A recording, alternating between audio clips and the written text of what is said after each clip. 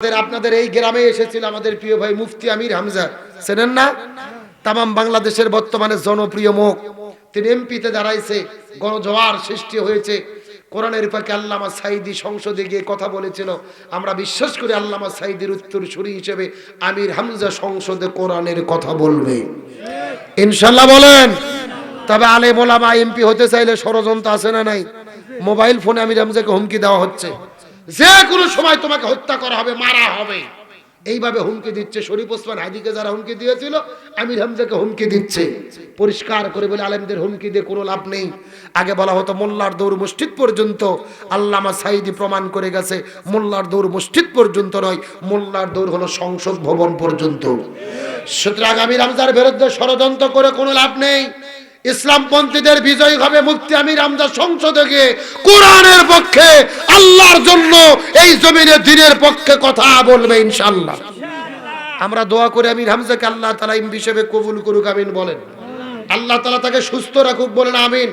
যেই জালেমেরা তাকে হুমকি দিচ্ছে, আল্লাহ তাদের থেকে আমির হামজাকে হেফাজত করুক, আমিন বলেন। আজকে সরকারের জন্য আমরা এতই কষ্ট পাই। শরীফ ওসমান হাদিকে হত্যা করে খুনিরা ভারতে পালিয়ে গেল, ধরতে পারলো না। আমির হামজাকে হুমকি দিচ্ছে, তারপরও সরকার কেন ধরতে পারে না? হুমকি দাতাদেরকে কেন গ্রেফতার করতে পারে না? এটা জাতির কাছে, সরকারের কাছে জাতির প্রশ্ন। 24 ঘন্টার মধ্যে কে মোবাইল করলো?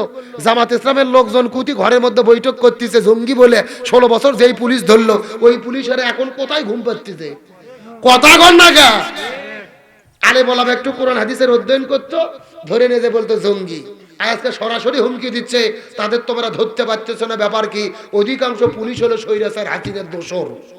এরা কাজ করতেছে না, চুপচাপ ঝাপটি মারে বসে আছে।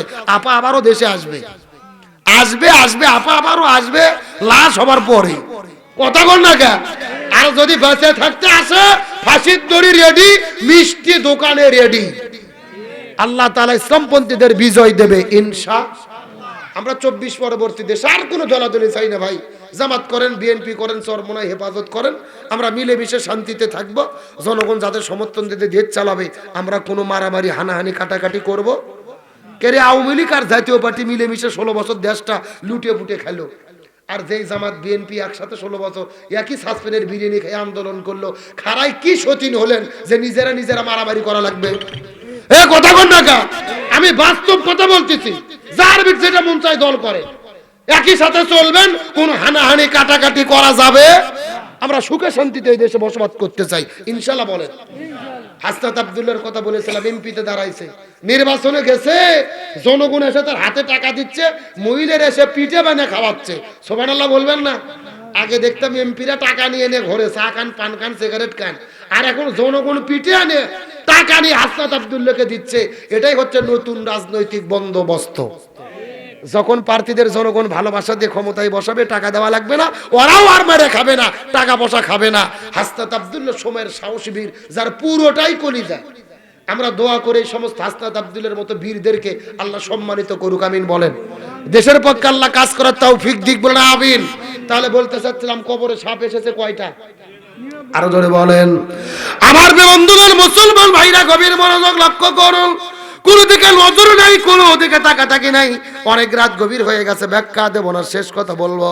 আলেমেরা ফতোয়া দিয়ে দিল, ওই 3টা কবরের মধ্যে প্রথম যেই কবরটা খুঁড়েছিলে, ওই প্রথম কবরের ভেতরে ওই মেয়েটিকে তোমরা 99টা সাপের মধ্যে দাফন করে দাও।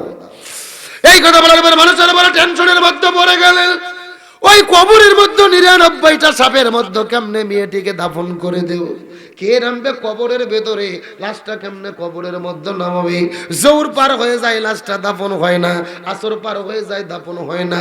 মাগরিবের নামাজের কিছু সময় আগে বিশাল বড় একটা লম্বা বাঁশ কাটার পরে, ওই বাঁশের মাথার সাথে ওই মেয়েটির লাশটা বাঁধার পরে অনেক দূর থেকে ঠেলে ঠেলে ঠেলে ঠেলে ওই লাশটা যখন কবরের কাছে নিয়ে চলে গেল, 99টা সাপের ভেতরে ওই মেয়েটির লাশটা যখন ফেলে দিল রে, লক্ষ্য করে দেখা যায় ওই কবরের মধ্য থেকে কোন সব মেয়েটির মুখের মধ্যে কামড় দেয়, কোন সব মেয়েটির মাথার মধ্যে সব সবল মারে, কেউ বা চোখের মধ্যে সবল মারে, কেউ বা চুলের মধ্যে সবল মারে, কেউ বা পায়ের মধ্যে সবল মারে। এই দৃশ্য দেখার পরে কবর ছেড়ে জনগণ ভয়ে যখন দৌড়ানো শুরু করলো, আলেমেরা ডাক দিয়ে বলে, এ পৃথিবীর মানুষেরা খবরদার খবরদার, কবর ছেড়ে তোমরা ভয়ে পালিয়ে যেও না। কবর ছেড়ে যদি চলে যাও আরো বিপদের মধ্যে পড়তে হবে। বরং তোমরা হাতের মধ্যে ঢাল নাও, মাটি নাও, ইট নাও, ওই কবরের মধ্যে মারা শুরু করো। হাতে ঢাল মাটি ইট নিয়ে ওই কবরের মধ্যে পিকানো শুরু করলেন। ঢাল মাটি ইট পড়তে পড়তে ওই কবরটা যখন মাটি দিয়ে যখন পড়ে চলে গেল, সবাই কবর ছেড়ে চলে গেছে। কিন্তু একটা বৃদ্ধ চাচা ওই কবরের কাছে গিয়ে হাউমাউ করে করে করে করে কান্না শুরু করলেন। সবাই জিজ্ঞেস করে বলে, মুরব্বী, এ চাচা আপনি কবরের কাছে কেন হাউমাউ করে কান্না করেন? তার কারণ জানতে যায়। মুরব্বী চাচা ডাক দিয়ে বলে, কান্না করার কারণ হলো এই যে কিছুক্ষণ আগে যেই কবরের ভেতরে সাপের মধ্যে যেই মেয়েটিকে ফেলে দিলে, আমি হলাম এই মেয়েটির হতভাগা বাবা। আমি আমার নিজের চোখের মধ্যে দেখলাম, আমার চোখের সামনে আমার মেয়েটিকে তোমরা সাপের মধ্যে ফেলে দিলে। সবগুলো বারবার বারবার দংশন করতেছিল। এই পৃথিবীর সবচাইতে কষ্টের কাম হলো বাবা মা বেঁচে থাকা অবস্থায় সন্তানের লাশ হওয়া, সন্তানের মৃত্যু হওয়া। এর চাইতে বড় দুঃখ কষ্টের ঘটনা দুনিয়ায় একটাও হতে পারে না। চাচা কান্না করে করে বলে, আমি বেঁচে আছি, আমার বিয়ে দুনিয়া থেকে বিদায় নিয়ে চলে গেল, এটাই তো আমার জন্য সবচাইতে বড় কষ্টের ছিল। আরো বেশি কষ্টের কাম হলো সাপের মধ্যে মেয়েটিকে তোমরা ফেলে দিলে। সবাই ডাকতে বলে, চাচা যা হয়েছে হয়েছে, কিছুই তো করার নাই, কর্ম অনুযায়ী তার ফল হবে। চাচা এই দুনিয়ার ভেতরে কে আগে আসবে, কে পরে আসবে, কার আগে মৃত্যু হবে, কার আগে মৃত্যু হবে না, এর কোনো সিরিয়াল নাই। বাবা বেঁচে থাকে সন্তান বিদায় নিয়ে চলে যায়, দাদা বেঁচে থাকে নাতি দুনিয়া থেকে বিদায় নিয়ে চলে যায়, বড় ভাই বেঁচে থাকে ছোট ভাই দুনিয়া থেকে বিদায় নিয়ে চলে যায়। তার কারণ হলো এই দুনিয়ার ভেতরে আসার সিরিয়াল আছে কিন্তু যাওয়ার কোনো সিরিয়াল। এই জন্য বলি, বগুড়া ধরুন মাছবাড়ির মুসলমান, কখন কার মৃত্যুর ডাক আসবে আমরা জানি না।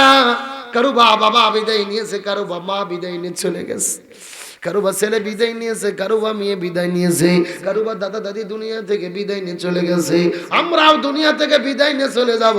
ওই কবর কিন্তু দুনিয়ার ধনী গরিব দেখবে না, রাষ্ট্রপতি দেখবে না, সাদা কালো দেখবে না, ওই কবর দেখবে আমল। আল্লাহর কোরআন বলেছেন, আল্লাযী খলাকাল মাউতা ওয়াল হায়াতা লিয়াবলুয়াকুম আইয়ুকুম আহসানু আমালা। আল্লাহ দুনিয়াতে আমাদের প্রেরণ করেছেন পরীক্ষা করার জন্য, কারা কারা ভালো ভালো আমল করে ওই কবরের মধ্যে যেতে পারে। এই জন্য কবরের কথা চিন্তা করে, মৃত্যুর কথা স্মরণ করে আজকে শপথ গ্রহণ করি, আল্লাহ আমাদের যতদিন বেঁচে রেখেছে 5 ওয়াক্ত নামাজ জামাতে পড়বো, রমজান মাসে রোজা রাখবো, হজ করব, যাকাত দিব, জিকির করব, আল্লাহর হুকুমগুলো রাসূলের আদর্শগুলো মেনে জীবন পরিচালনা করব। আল্লাহ আমাদের তৌফিক দান করুক, সকলেই বলেন আমিন।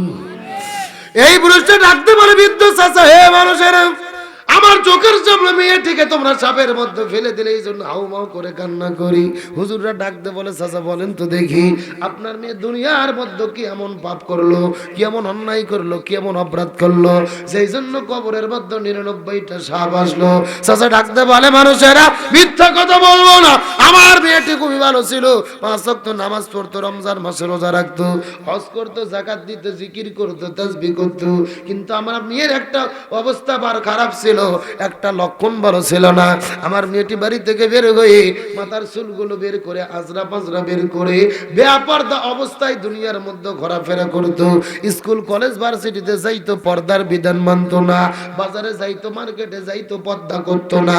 তার মানে বোঝা গেল ওই মেয়েটির সবই ভালো ছিল, কিন্তু পর্দার বিধান মেনে চলতো।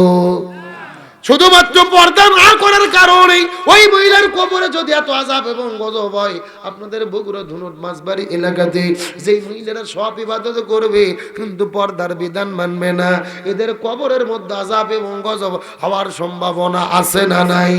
এই জন্য মহিলাদেরকে বলবো, ও মা, আপনি আমাদের ছেলের মতো, আমি আপনাদের ছেলের মতো, ভাইয়ের মতো, দু পায়ে হাত দিয়ে অনুরোধ করে বলে যায়, মহিলাদের 4টা আমল করলে আল্লাহ 8টা জান্নাতের দরজা খুলে দেবে। 1 নম্বর নামাজ, 2 নম্বর রোজা, 3 নম্বর স্বামীর খেদমত, 4 নম্বর পর্দা। এই 4টা আমল করবেন, আল্লাহ 8টা জান্নাতের দরজা খুলে দেবে। যেই দরজা পছন্দ ওই দরজা দিয়ে আপনারা আল্লাহর জান্নাতে চলে যাবেন। আল্লাহ মহিলাদের এই 4টা আমল করার তৌফিক দান করুক, বলেন আমিন। এ মুসলমান ভাইরা, আজকে পুরো আলোচনার মূল বক্তব্য ছিল তারাকতু ফিকুম আমরাইন লান তাদিল্লু মা তামাসসাকতুম বিহিমা কিতাবাল্লাহি ওয়া সুন্নাতার রাসূলি। রাসূল বললেন, 2টা জিনিস আঁকড়ে ধরলে তোমরা শান্তি এবং মুক্তি পাবা। 1 নম্বর আল্লাহর কোরআন কিতাব, আল্লাহর কিতাব কোরআন। 2 নম্বর রাসূলের সুন্নাহ হাদিস। সুতরাং আজকের আলোচনা শোনার পরে শপথ গ্রহণ করব, আল্লাহ যতদিন বেঁচে রাখে আল্লাহর কোরআনের বিধান এবং রাসূলের সুন্নাহ মেনে জীবন পরিচালনা করব মৃত্যু পর্যন্ত। কারা কারা শপথ নিতে রাজি? 2টি হাত আল্লাহকে তুলে দেখান, চিৎকার করে বলেন ইয়া রাব্বাল আলামিন। আমরা যতদিন বেঁচে থাকি 5 ওয়াক্ত ফরজ নামাজ, ফরজ রোজা, রাসূলের সুন্নাহ, কোরআনের বিধান মেনে চলার তৌফিক দান। সকলে বলেন আমিন। দীর্ঘ 2.5 ঘন্টার উপরে আলোচনা করেছি। যতটুকু আলোচনা করেছে আল্লাহ বক্তা ছোট বইকে আমল করার তৌফিক দিক, আমিন বলেন। যে টাকা দিতে চাইলেন আপনি, চাদর ধরে পাইছে 3935 টাকা চাদরের মধ্যে এসেছে। আল্লাহ সবার দানকে কবুল করুক, আমিন বলেন। এখনই দোয়া হবে, সব একবার ইস্তেগফার করে আস্তাগফিরুল্লাহ রাব্বি। একজন মহিলা, হ্যাঁ ওই ওয়াজি তো হলো, মুরব্বী ঘুম ধরছে, বাহ। ওই 2 প্রকার নারী জাহান্নামে যাবে, বেপর্দা নারী যারা, তারকেরা মাথা ঠোকরাবে। যে চাচিক বলেন, বাহ, খবর খারাপ আছে কিন্তু, যারা বেপর্দা নারী আর যারা অবাধ্য স্ত্রী, এই 2 প্রকার নারী জাহান্নামে যাবে, তাদের মাথা কাক ঠোকরাবে। নাসির নামে এক মহিলা একটা কোরআন, আল্লাহ কবুল করেন। আর কে? আপনি সভাপতি সাহেব কয় হাজার দিলেন? 7,000। কে 7,000 দেবেন? কে আপনি? না 7 কে দেবেন, হয় 5 দেবেন নাহলে 10 দেবেন। কথা কর না কা? আমি তো 7 চাই না, আপনি 5 দিতে পারতেন। যেহেতু 7 দিয়েছেন আর 3 দেওয়া লাগবে, ইনশাআল্লাহ কর দেন, সময় মতো দেন, যখন পারেন দিয়ে দেন। লিল্লাহি তাকবীর।